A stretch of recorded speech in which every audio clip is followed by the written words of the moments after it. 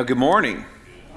Welcome to the Cove. Whether you're here presently or you are watching online or listening online, we just want to welcome each of you to the Cove. We are talking about courageous living in the promises of God, and at the same time, we're going through the book of Joshua, and today we're talking about standing with the Lord. Now, growing up, I was fortunate, very fortunate. My parents were Christians. I grew up in a Christian home. And I often, joke that we had a drug problem in my family because we constantly got drugged to church all the time. But I am thankful for that. We were in church on Wednesday nights, Sunday mornings, Sunday nights. If there was a revival from Thursday to Sunday, we were there. If there was a Faith Promise missionary rally that lasted all week, we were there. If the yard needed to be mowed or there was another project going on a Saturday, we were there.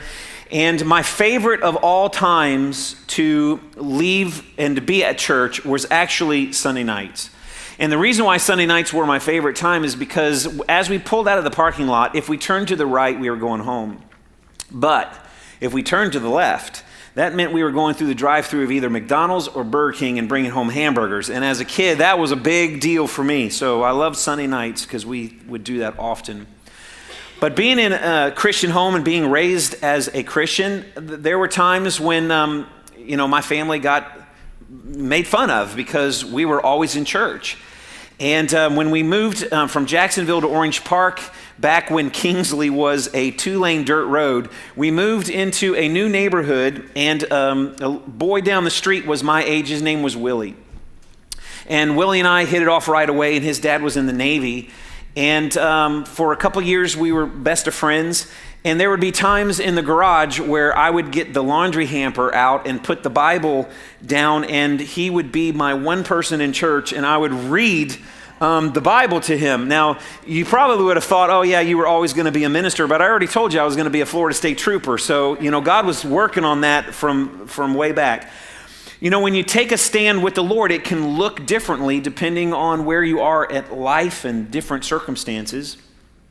The neighborhood kids across the street, the boys, they were a couple years older than me, the same age as my sister, and they always made fun of us, my sister and I, for being Christians and being in church all the time. And I remember one day I just had enough.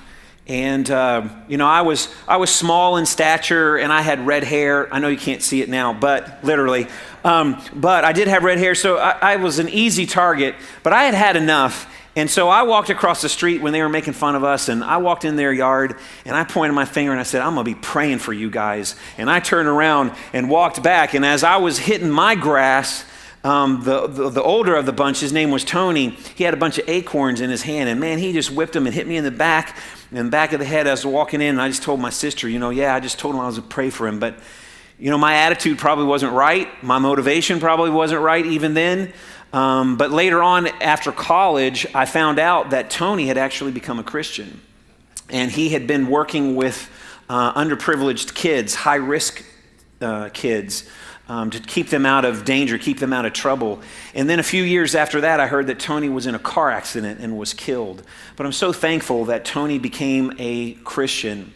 And there was lots of other times to take a stand for the Lord. I remember in high school, there was a green box, not in high school, all the time the green box was there. But in high school, we would gather around the green box that was between our house and our neighbor's house, and we would have all kinds of conversations. The teenagers would gather around there, and I just loved it when Christianity came up, because there were Baptists and Methodists and Presbyterians and Lutherans, and we just would sit on that green box and talk for hours. And one night, it was time for supper, and my mom came out to call us in for supper, and she just turned around and went back inside, and she told the rest of my family members that supper was going to be delayed because that conversation wasn't going to get interrupted.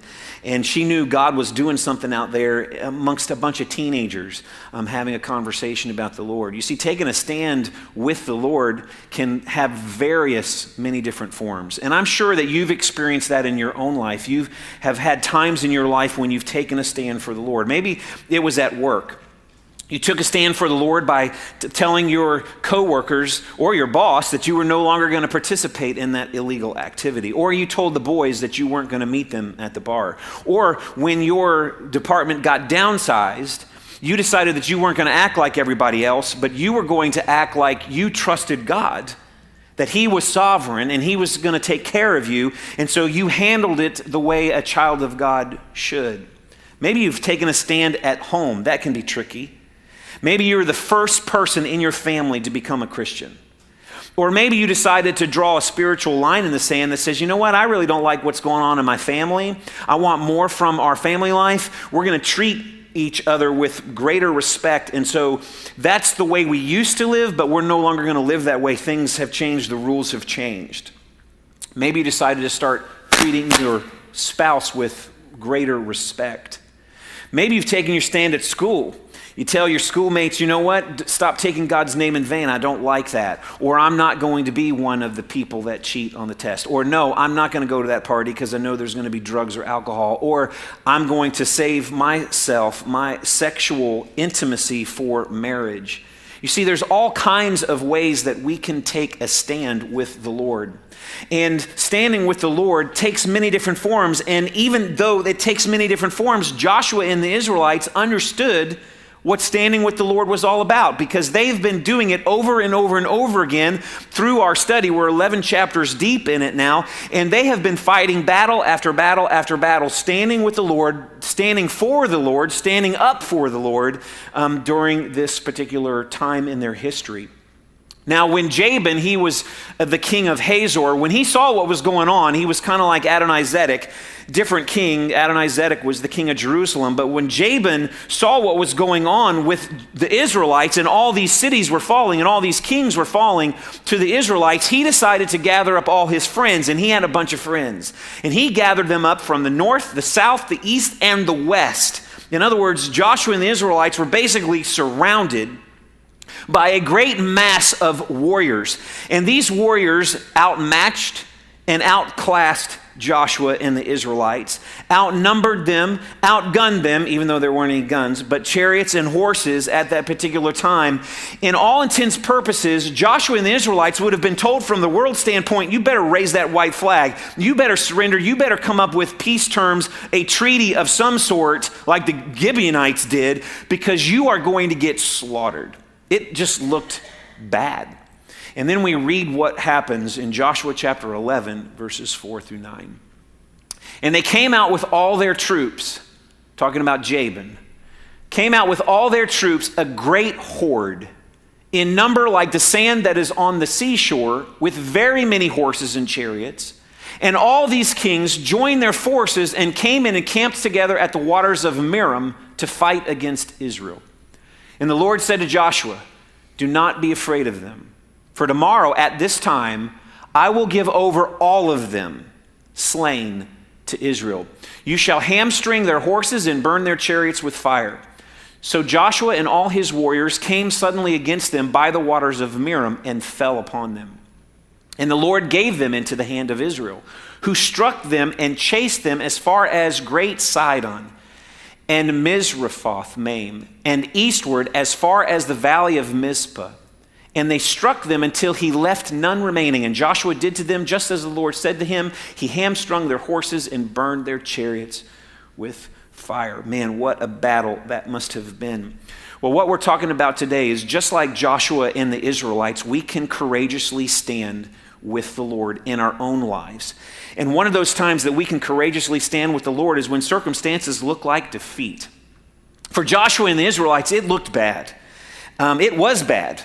They had everything. Jabin and his forces had everything that they needed to destroy Joshua and Israel except one thing. And that one thing made all the difference in the world. And Miss Wanda knows exactly what that one thing is. And that was God. God was on Joshua's side. And that's all that matters. And that's all that really mattered. And so it looked like they were going to be defeated. But they weren't going to be defeated because God already said how that battle was going to play out. How that war had already been won. They just needed to be faithful. That God was going to deliver them into their hands. But it looked like the agony of defeat. And in our own lives, there have been times when, with various circumstances in our lives, when God's enemies are standing against us, when Satan is throwing everything he can with us. In fact, we should feel like, and maybe we even want to capitulate and say, you know what, I want to give up. I want to surrender.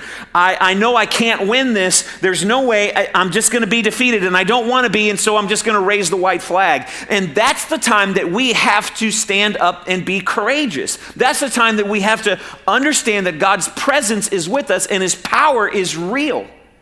Look at the cross, for example. The cross is a firsthand example of thinking one way, but it being a totally different way. You can look at the cross and look at Jesus dead. He didn't faint. He didn't swoon. The coolness of the tomb didn't revive him. He was dead. The Romans were professionals at killing people. He was dead. Thus he was buried. And it looked like one of the biggest defeats ever. And the disciples were hiding out and Satan was laughing. And it looked really bad. And yet there were chapters that had already been written. The disciples just hadn't read them yet. But Jesus was coming out. Jesus wasn't going to stay dead. But it looked like the agony of defeat. And that was the time when they needed courage, that they needed to stand in the promises of God. All those messianic promises in the Old Testament that talked about the Messiah, that talked about what was going to happen, that talked about his death, that talked about his burial, that talked about his resurrection, that he was going to come again. That's what they needed to stand on. That's what we need to stand on. You see, when circumstances look bleak, when it looks like the only thing that we can do is to surrender, we need to remember the cross. We also need to remember Joshua at this particular time in his life, at this particular battle. We need to take courage and stand with the Lord. But we can also courageously stand with the Lord when we're discouraged.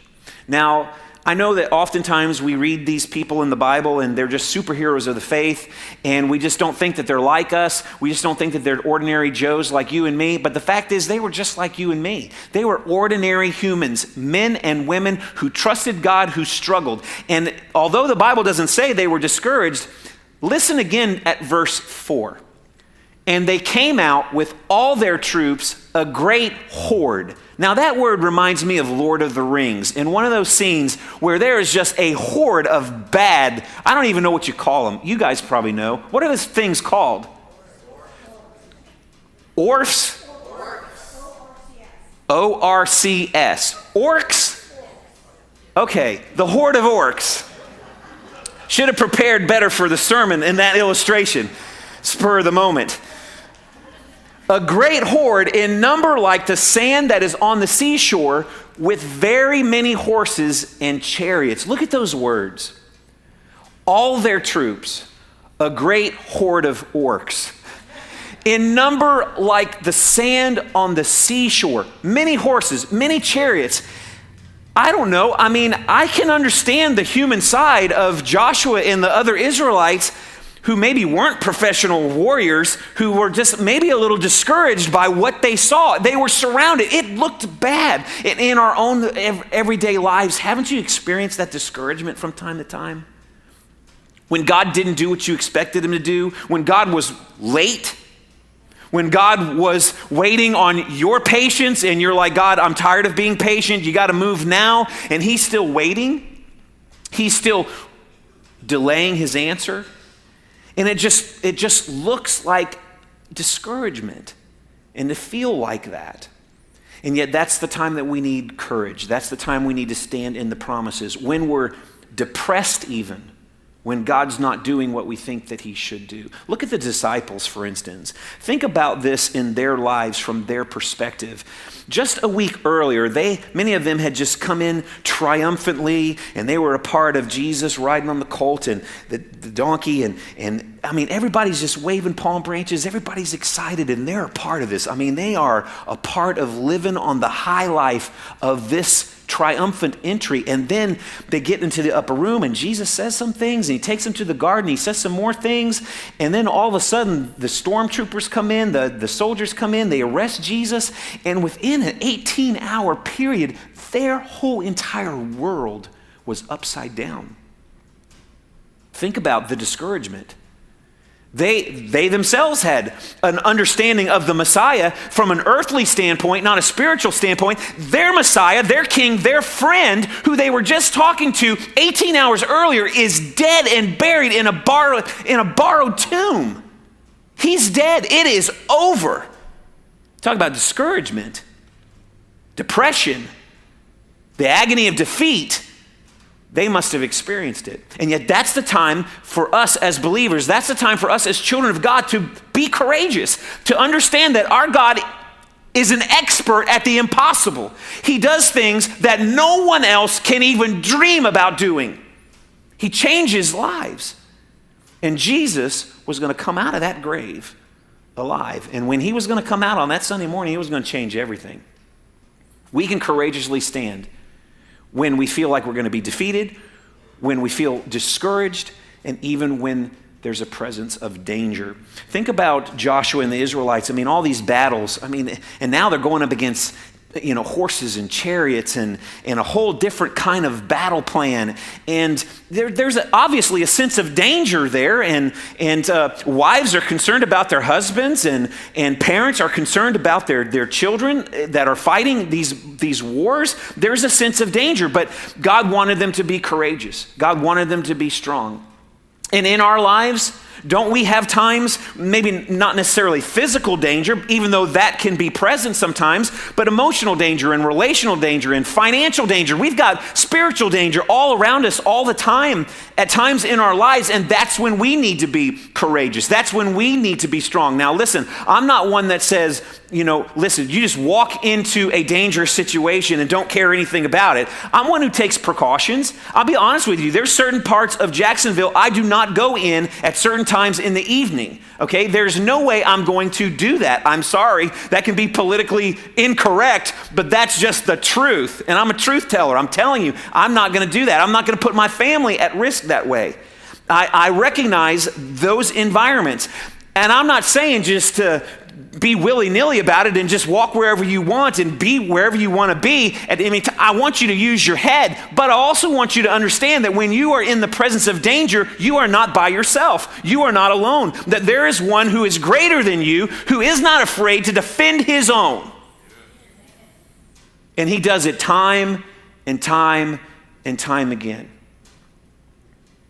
He's a great defender of his children. And no matter where you are, you may think that you are alone, and the whole world may be standing against you, but when God is on your side, I'm here to tell you that you are a majority. You are in a better position with God on your side than a mass horde of people without God who are playing a fool's errand. He should have recognized from Adonai-Zedek and what happened to his buddies, but I'm sure Jabin thought, hey, my friends are better, they're bigger, stronger, more vicious of warriors. The same thing's not going to happen to me. And he ended up on exactly the same destiny as Adonai-Zedek and his 4 friends because they didn't have God. And we can look at the first Christians, the first century Christians for this. I mean, many of them died a martyr's death. They gave up their life for the faith.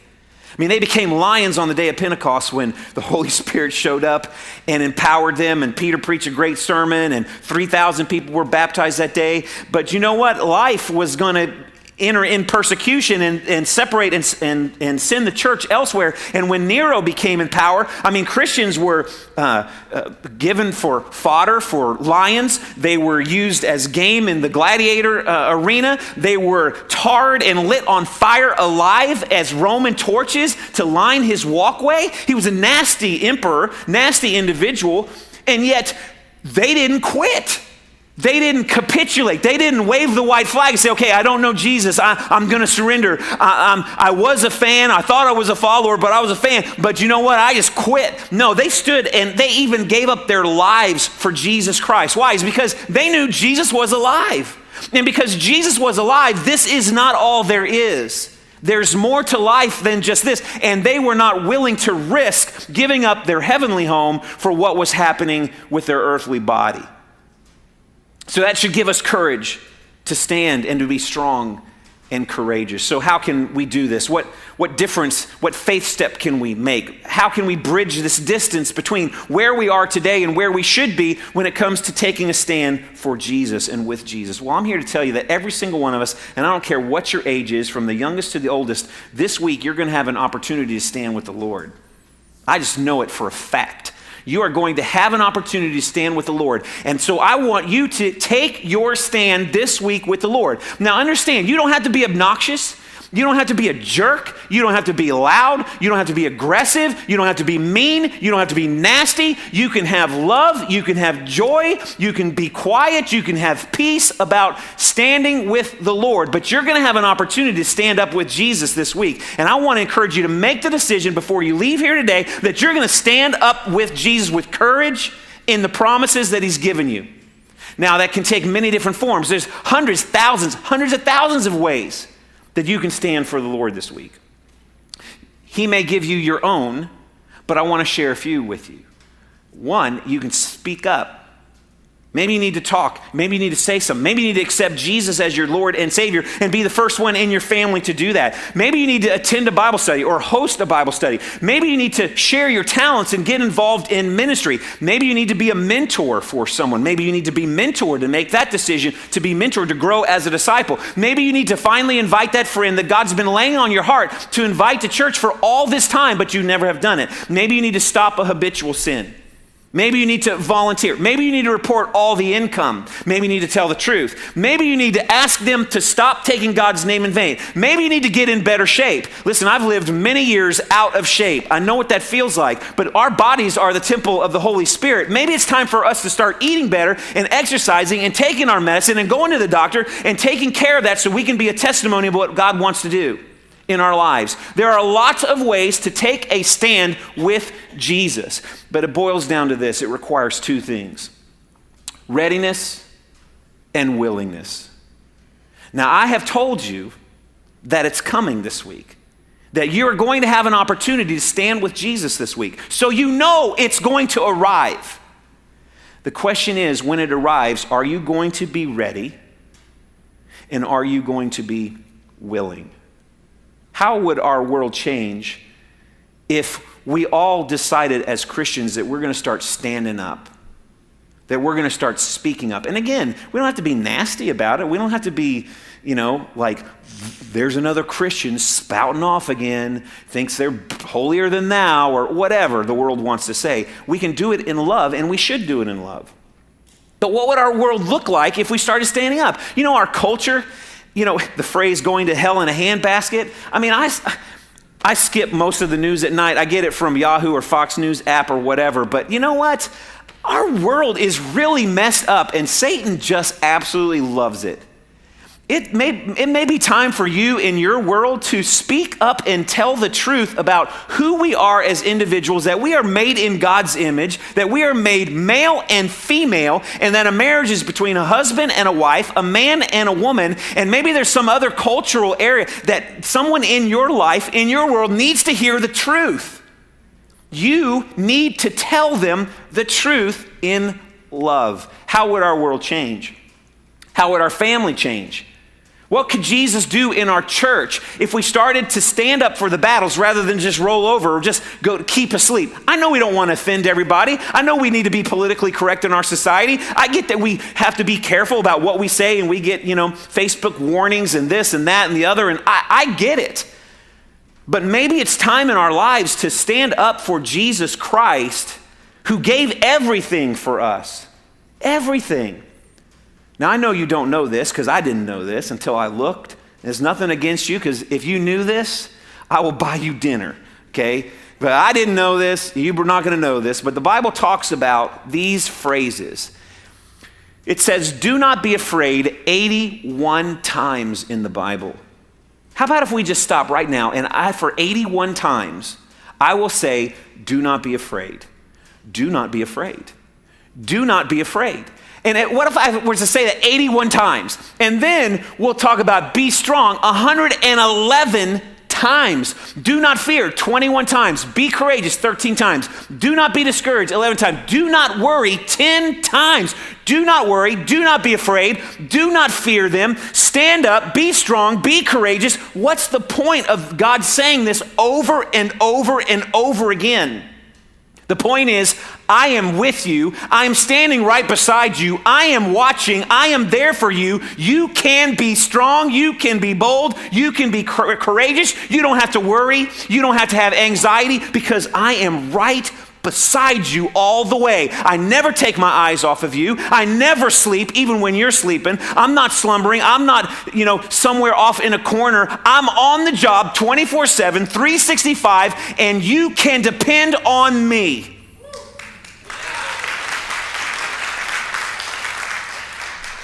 That's who our God is. And that's not even taking into consideration the context of how many times it's implied. You see, what does God want us to do with that? He wants to live courageously, to live in his promises. I know life doesn't always happen the way we want it to. I know that things stack up and we just get discouraged and defeated and feel endangered. But we don't have to be afraid. We don't have to worry. We don't have to hold up the white flag and say, I surrender, because our God's on it. And he's gonna work it out. He's gonna work it out for our good. Let's pray.